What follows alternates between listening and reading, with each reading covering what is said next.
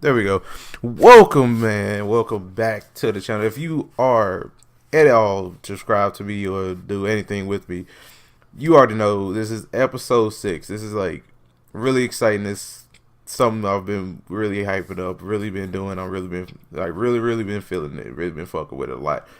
But I told y'all since day one, since episode 1, I was gonna try to get some folks on here. And today is that day. Episode 6. We are talking about, well, before I get into what we're going to talk about, let me introduce you to the guest that we have today. Granted, it's just one person, but shit, you start somewhere. Welcome to the stage, Young Kirkland, or Young Kirk Franklin, as I like to call him.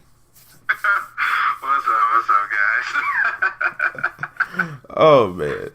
I'm never going to get over that. Like, just Young Kirk Franklin is still funny as shit. But, man, I've been called that before, so.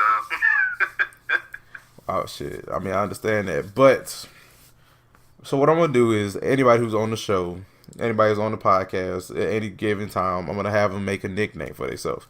I first got this idea from watching Up Up Down Down. So if you watch that channel, I'm not promoting nobody's channel. I just got the idea from them. Is just to have a nickname, just kind of give everybody a little bit of separation from everybody else, and not want to be totally by their name per se, but also not being persecuted for the shit that they may or may not say on this fucking podcast. So, with that being said, what's your name, sir? What's the nickname you going with? Even though Young Kirk Franklin, I'm gonna go with my normal nickname that I use for most stuff. Long story, let's not get into it. Hey, bro. I understand. All right, so we got coming to the podcast, Young Dante. That is actually Yeah. all right. So Google, stop fucking with me. All right. So today's episode is all about Black unity, and it's just like, how do I explain this? It's gonna be really complicated because to get into it is just, it's a lot to get into, and it's like you could talk about so little, you could talk about so much of it. Basically the 3 main points that we're gonna touch on this episode is what in fact happens. Like what in fact is unity. Number 1, what does Black unity look like, and what can we do as a people right now, and this from 2019 forward, do to unify with each other more frequently. So without further ado, let's get into the first aspect of it. Unity. Yes, I already know. Unity actually is a word. It's just not the video game editing software that most people use. So if you didn't know that, now you know. But the dictionary definition for unity is, look, I type in Unity, it gives me the fucking video editing software. Cool. Like, it's other things of Unity, my guy. Google, man. So, the dictionary definition for unity is the state of being unified or joined as one. Synonyms include union, unification, integration, amalgamation, coalition, federation, and confederation. Now, the last one I'm not really going to touch on because we all know that we don't fuck with confederations. So, we'll fuck with that. But, just from that clear indication, just like a short and broad statement, I'm not going to really go too much into like what unity really like it is, but we just going to kind of touch on what it entails. So, for me, not even for me, but like, say, let's take it back. Let's take it back to around about like 200 years ago. It's like, shit, it's 2019. Let's say it's like 1819, right? Like slavery's still around. Doesn't get abolished to what, 1865, 1863, around about then. So doesn't get abolished till later on in this century. But you see this clear unity for African American people, African slaves at this point, because we wouldn't even consider to be citizens or people, if you want me to be honest. So at this time, you see more of an upsurge of people coming together because of the color of their skin and color like and their backgrounds, because pretty much everybody at that point, at this point in general, was a descendant of an African slave. That while they were still enslaved, they were all descendants of African people. So you have this high stakes of like high status of unity. Everybody's kind of pulling together. They're trying to get out of this get out of this stressful situation as easily as possible. Some seem to be on the side of conforming and just riding out the wave, while others take a more radical approach to everything and try to forcefully expedite themselves out of this situation. So, with all those big words and like nonchalant shit, what Dante, what is your thoughts on like unity now versus unity then? Like what do you see? Well, with me, I kind of it's kind of weird for me to say this, because I used to be that guy who's like wasn't really fucking with the unity that well. I mean, nowadays I kind of see more black people, especially in the younger generation, trying to be unified and trying to like come together, and I think this is needed for these trying times, I guess I should say. All right, man. I understand that. But see, from my perspective of it, and from like things that I've said and things that I've like avidly spoke on, is black unity is going to be something that's going to be extremely hard to convey to people now, especially with the political climate like obstructing everybody's mindset. And when I say that, I'm saying that to say this: with how everything is in politics, we kind of shifted away from let's be together as one people, as like black people, to let's just wait until the white man or white people give us what we want, instead of like, oh, well, let's work towards getting what we want. Let's work towards doing this, this, and this. And you see it. I don't think that though. From, and maybe I'm just speaking from a different perspective here, but I feel like the political climate is causing us to actually basically forcing us to unify, even though it's not under the banner of black people, it's under the banner of liberals, under the banner of being a Democrat or being behind Obama, Clinton, those kind of things. I think our political climate, for how divisive it is, it is actually pushing us towards more unification. I think, yes, the problem is to basically we need to come together as black people, but I think that it's getting there. I can agree. We're definitely getting there, but we're like a far ways away. And when I say about like the political climate, I'm talking about like how everything is kind of structured right now. Like, I mean, I agree when it boils down to political vices and religious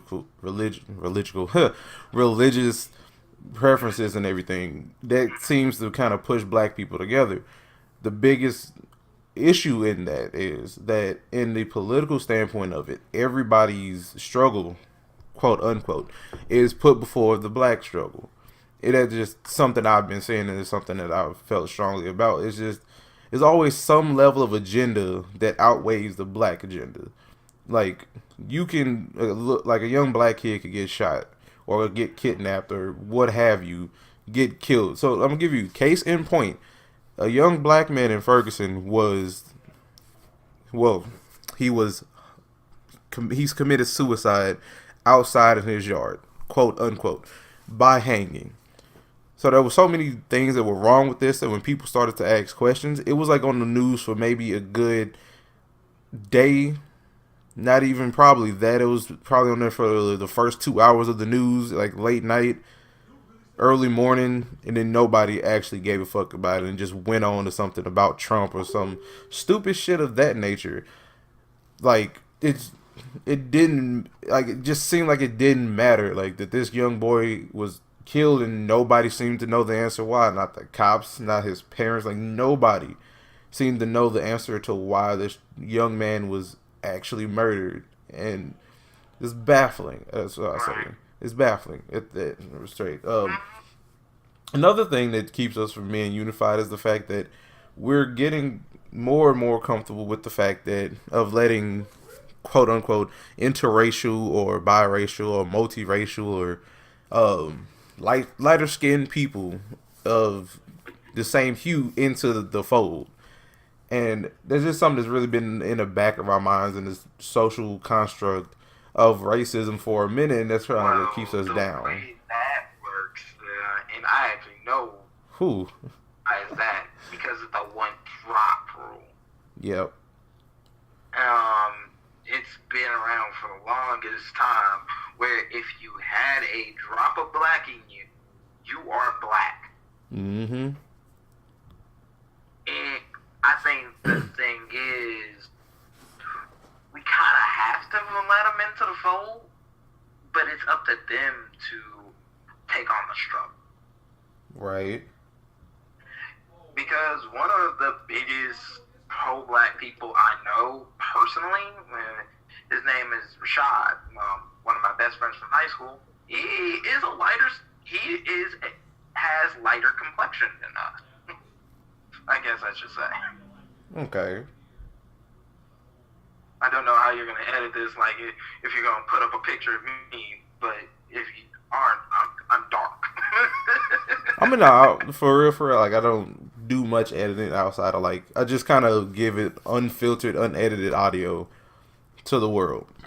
No visuals, no nothing. The only thing you see is, like, my thumbnail, like, the character look, black little Mac character in the video. That's really it. But yeah, I mean, to be honest, it is one of those things where you kind of see that the people of a lighter skin tone and a lighter hue of black people are starting to be more socially conscious than darker skinned people. And it's just kind of because, I guess it's just because people got their heads souped up or whatever the case may be. Most people choose not to be socially conscious. They just want to have fun. They just want to live life. And I understand that. And I would never knock anybody for doing that. At the same time, what is the fun that you have? Like, why do you have to sacrifice? On any day. Right. So, like, actually, yeah, it's like, right. It's like, why do you have to sacrifice? Right. It's like, why do you have to sacrifice social consciousness just to have fun? You can have fun and be socially conscious at the same time. It's all about the people that you hang around. True.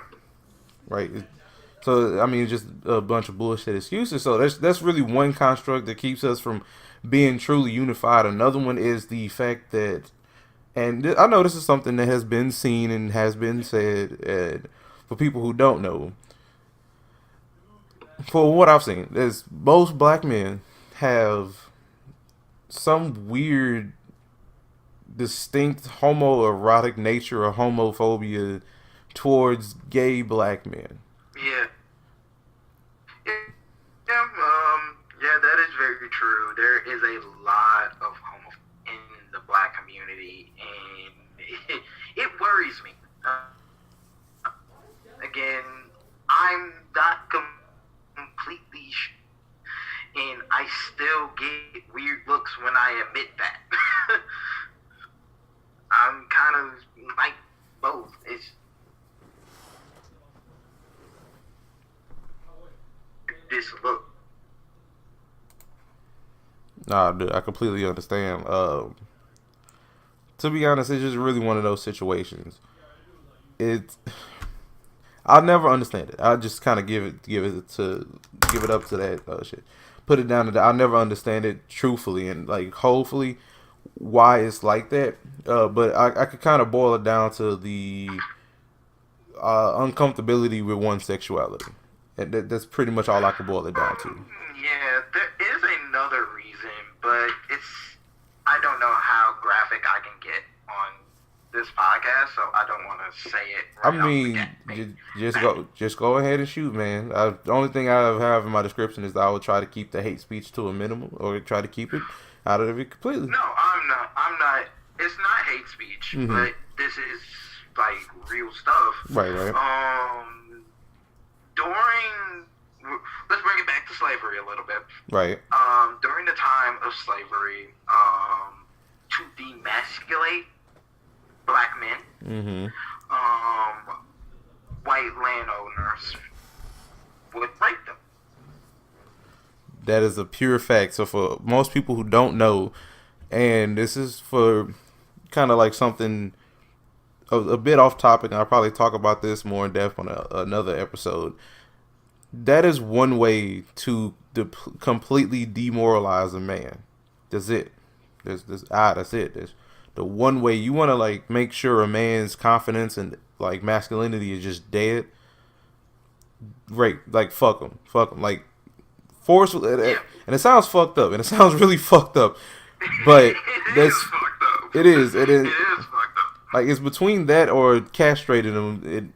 Either way, that's just very weird. But there's another topic for another day. We ain't gonna talk about that today. It's gonna get me riled up.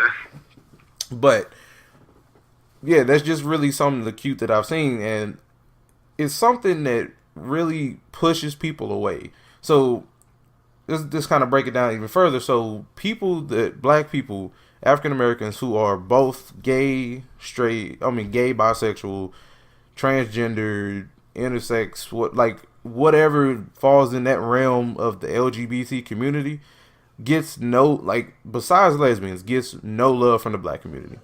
And it's really something that kind of pushes them away because they feel like I'm not accepted here, so I might as well go here and where I am accepted for who I am, and I don't have to be persecuted. I don't have to, you know what I'm saying? And that's kind of what keeps us, another thing that keeps us apart. Even then, as a person, a part of that community, it's not always fair. So you telling me the grass ain't green on the other side? No, it's not. All right, that makes sense. It's a little bit, but not like completely. That makes sense. Yeah, just I don't know. It's just one of those things that I'll just never get. So what I'm saying is the one true way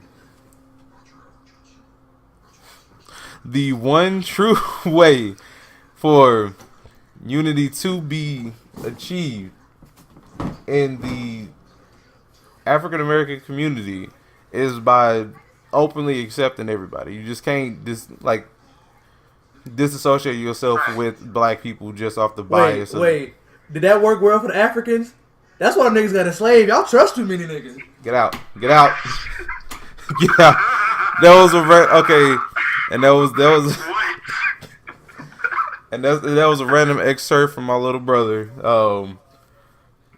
I mean, to be honest, if we want to be fair, that's really realistically how it goes, and it shouldn't even break down. That's what I'm gonna get to this. My next point is unity would never actually become a thing until we can hopefully trust each other. There's two ethnic groups that will utterly destroy you as a black man. One of them being white people, and they'll do it in a sneaky way, and they'll never let you know that they're doing it, and black people, who will openly let you know they're going to fuck you over and then proceed to fuck you over. True. So, and it's really sad to say that. It's really sad. Yeah. And really only people that would willingly Mm-hmm. just to get ahead. Like we're like crabs. Yeah, We try to always pull people down, and it's just like, why? It's not good for any of us. I mean, it's not, and there's just something again that's embedded in us because if you look back upon history, slavery. Let's bring it back to slavery. We're gonna be talking about slavery a lot this episode, y'all. So if you are highly offended, I'm just gonna tell you. I should have told you at the beginning. This is a highly trigger warning thing. So I'm definitely gonna need you to click off if you're gonna say some stupid shit in the comments. Anyway, bringing it back to slavery, when you see slave revolts and you see black people actually get together to overpower the oppressor, you see that it works. It's not something that's, oh man, that's not gonna work, and it's actually something that works when you full-heartedly trust another black man and everything comes together, like black men, black women, black children. When we all come together, there's limitless possibilities to what we can do. Right. So it's like you look back on then the amount. I mean, granted, the amount of slave revolts that were actually successful, there was little. Okay, there was little. I mean, I'm not gonna say that it was like a huge success, but neither was the latter of the two. So it was like either as a slave you had to join together, revolt against your oppressor, or one of you has to get enough power and clout and money to buy everybody else. But it's impossible at that point because you weren't even considered to be an actual human being. You were property. That was it. You were you were pieces of property sold and auctioned off at will. You were nothing. You were less than dirt. Like, oh man, I almost went on a rant. I ain't gonna preach today, Jesus. I'm not gonna preach today. Oh, hey, off the soapbox. I'm getting off the soapbox. So let's keep it pushing.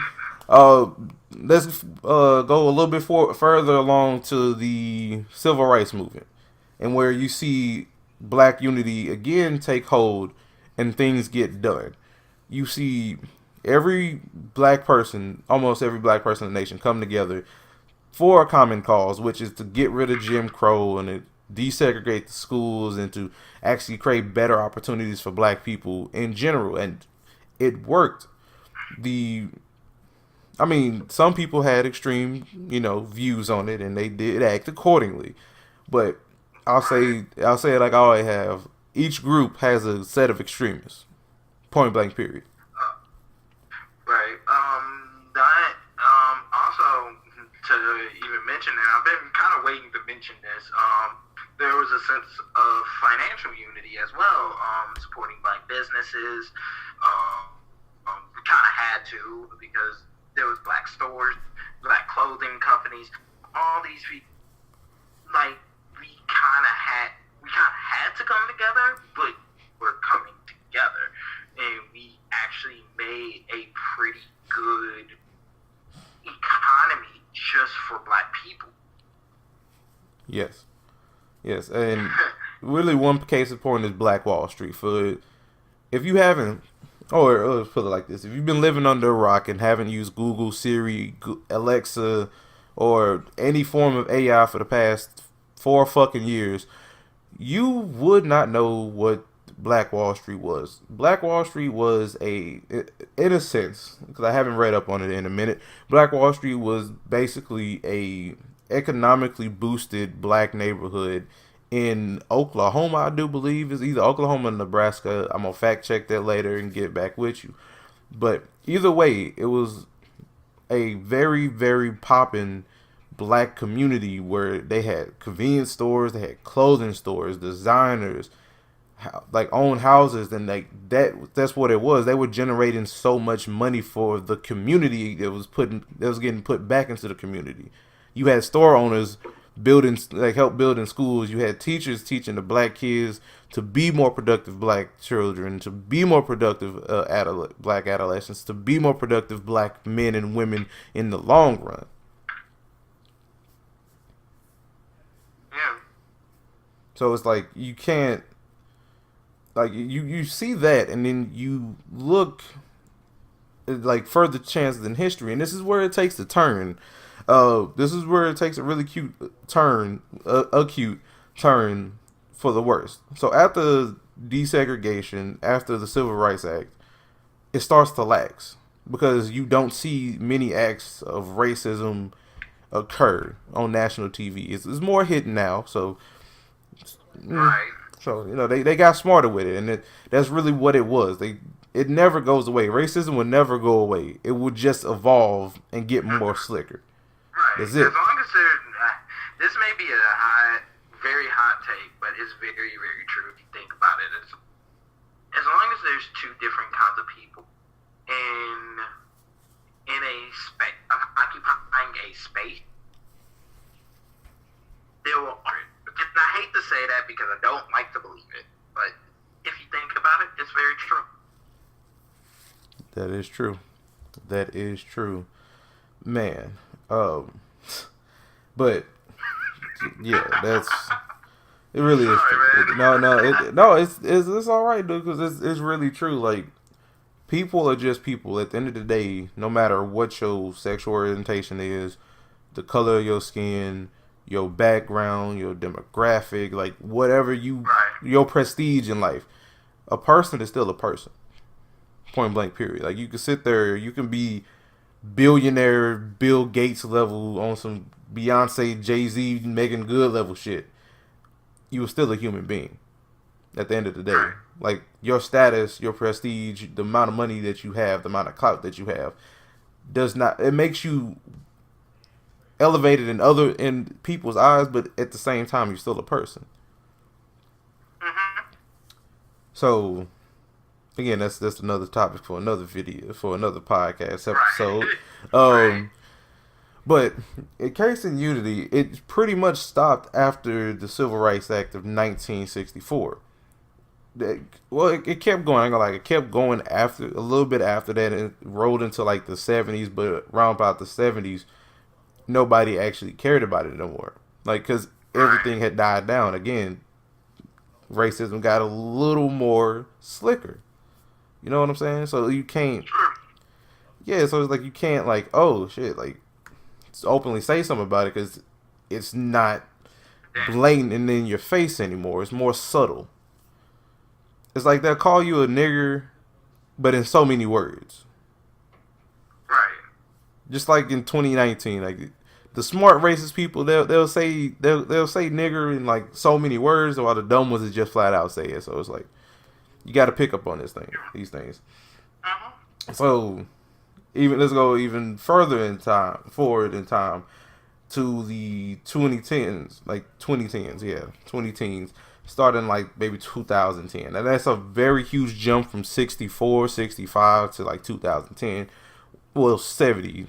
I mean, I say 1970, but from the 70s to the 2010s, you see that this hasn't changed. Like, with the introduction, and not even the introduction, like a surface of most people at this time getting comfortable with their sexualities, getting comfortable with coming out and telling people, oh, I like men or I like women. And that's when you see this shift. And then we go back to the mentality that if I'm a lighter skin tone to you, I don't have to listen to you. I don't have to be like, you're beneath me if your skin tone is darker than mine, or you feel like you're too good for me if your skin tone is lighter than mine. And you factor all this into it, and then you throw this into a pot of already pre-existing stereotypes for black people. Like, black people don't trust other black people, and they refuse to help other black people off the basic stereotype that if I help you get up there, you're not going to do the same for me.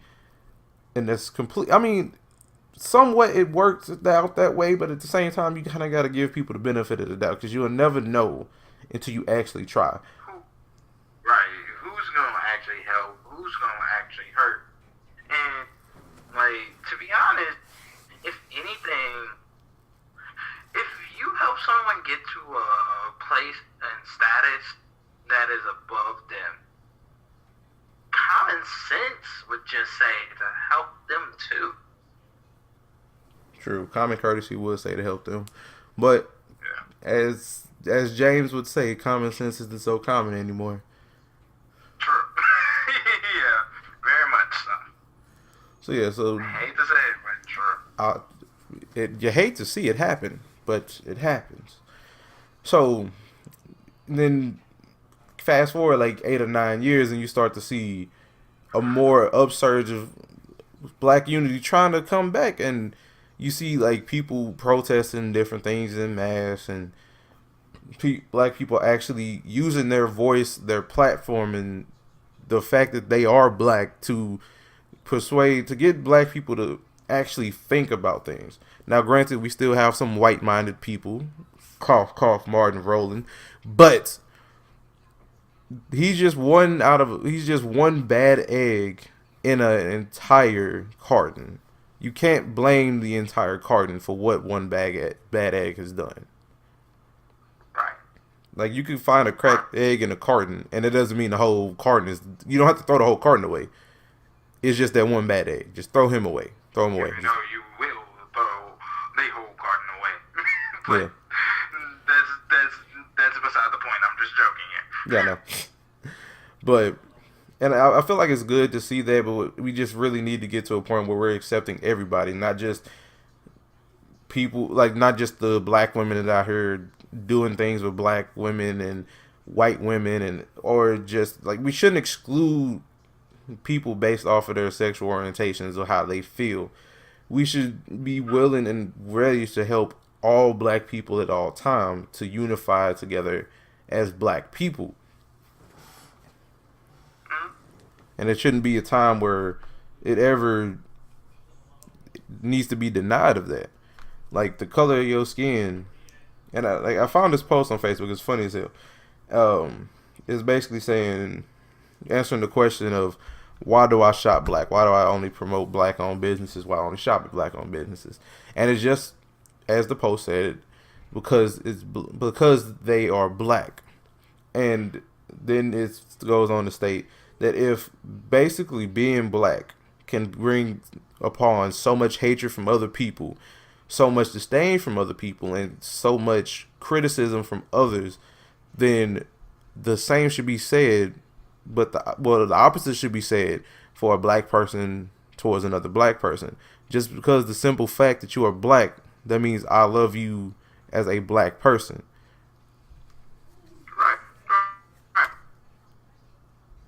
Like it just makes sense, and that's something that you kind of gotta grow out of the borderline, not even borderline, but you have to grow out of the homophobia. You have to grow out of the, oh, if I tell a man that I love him, that's gay. No, it's not. Like, to be in love with a man and to say I'm in love with a man, it's way different from saying I love you. Like, there's two totally different things. People don't understand that, but again, another segment. Another segment. We ain't another time, man. Yeah, more times to kick it with me.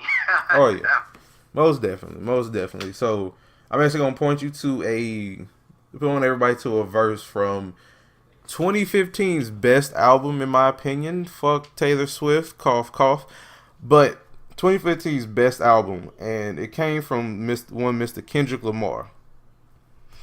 And if you haven't heard of K-Dot, is one of the realest out here. And yeah, he is. And I love it. I love every bit of this man's music. Like, you can't tell me. Yes, you do. Hey, I'm just saying, like, hey, some real shit. There's nothing wrong with that. I like it. I like his music too. Shit. Like, it's some real shit. So I'm trying to find it. So while I'm finding it, just kind of bear with me. But it goes along the lines. So okay, I found it. So basically saying, the word is respect. Just because you wore a different gang color than mine doesn't mean I can't respect you as a black man. Forgetting all the pain and hurt we caused each other in these streets. If I respect you, we unify and stop the enemy from killing us. Like, that's some real shit. Like, that's some dead ass real shit. Like that song, that whole album was so impactful in so many different ways. Most people that I communicate with and most people I talk to didn't really like the album. They felt like it was too woke, for lack of better words. Nah. I mean, there is it's social Yes. I guess I should say. Yes. So. And it's not to the point of being woke. No. But yeah, all of his albums are kind of like that. They are socially conscious, but not to the point like too woke. Right. Like Huey's old friends woke. Makes sense.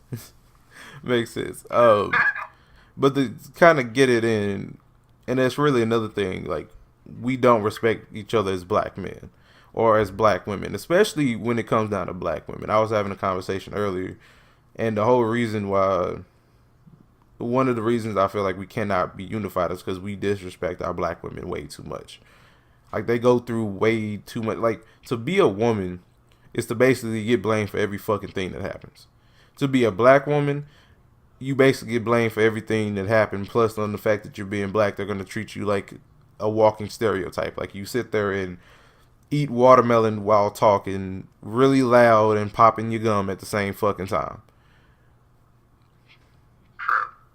So, it's just one of those things that it makes me feel uncomfortable to, like, even try to generalize that or try to even normalize it. And it's something that really has been normalized in the past few years, few years especially. And we always hop on the bandwagon and saying bitches ain't shit and die. And then there's certain people that will go as long as saying that white women are better than black women. And again, that's another topic for another day. But what we need to do is to basically respect each other. Respect each other's life choices. Respect each other as people. Because at the end of the day, as I stated earlier, we are nothing but people. People do as people do. But at the same time, people can also do what makes sense. If that makes sense. That don't make sense. Let me rephrase that. People will do what people want to do. But people can also choose to become a active voice of reason almost for other people. They could become like a catalyst for people to actually stand up and fight. It takes one person to start a revolution. That's it. One person.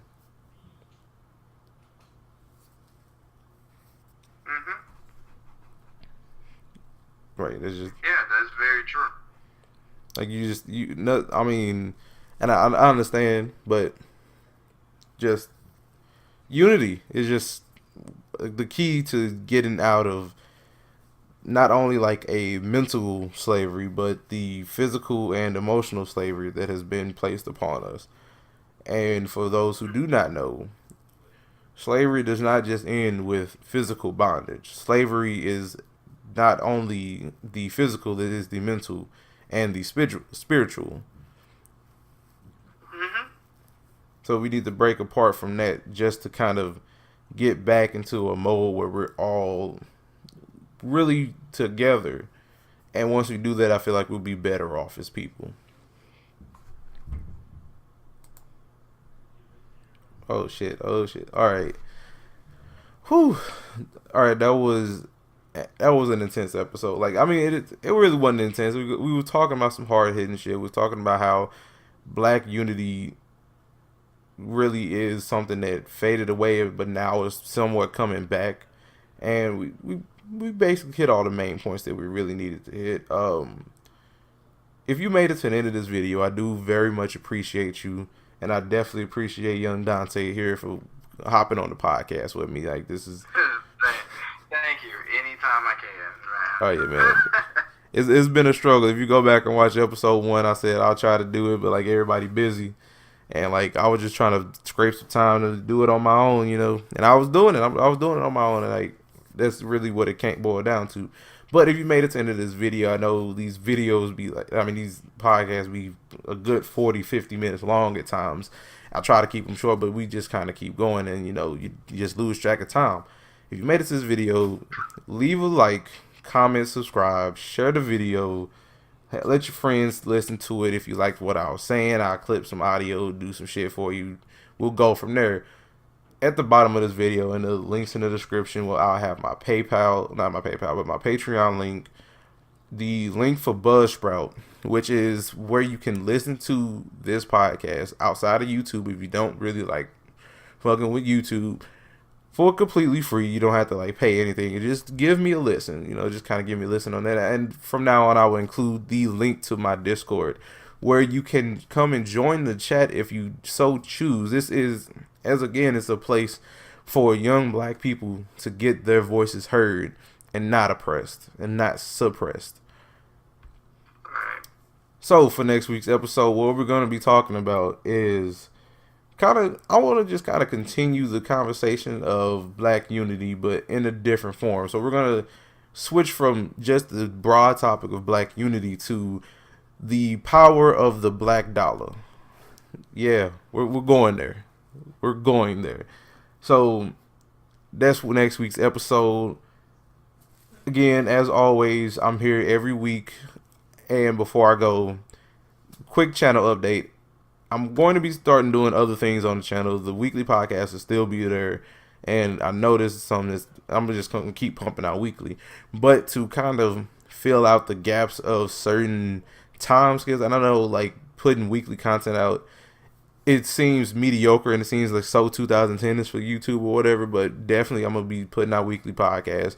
But I'm also trying to do random interviews or I guess real IRL podcasts or discussion videos and kind of discussing different things throughout the week, like day, weekend, stuff like that. Or also posting gaming things. Like I am a gamer. I'm a fighting gamer. I'm pretty decent at it. So I'll definitely be posting some gameplay of different things at a time. Just to kind of get into it, not even a different audience, just to kind of give you guys an all-around channel, not something that just focuses on just podcasts and just being socially conscious and just all this other shit. That it really does. It's not gonna put a damper on it, but it stuff needs to be talked about. But at the same time, I want everybody to enjoy themselves on this channel, and that's primarily my main focus. But that's enough talk from me, guys. Again, I love you. If you subscribed, if you viewed this video, please leave a like. And shit, I'll see you next week, man. Peace.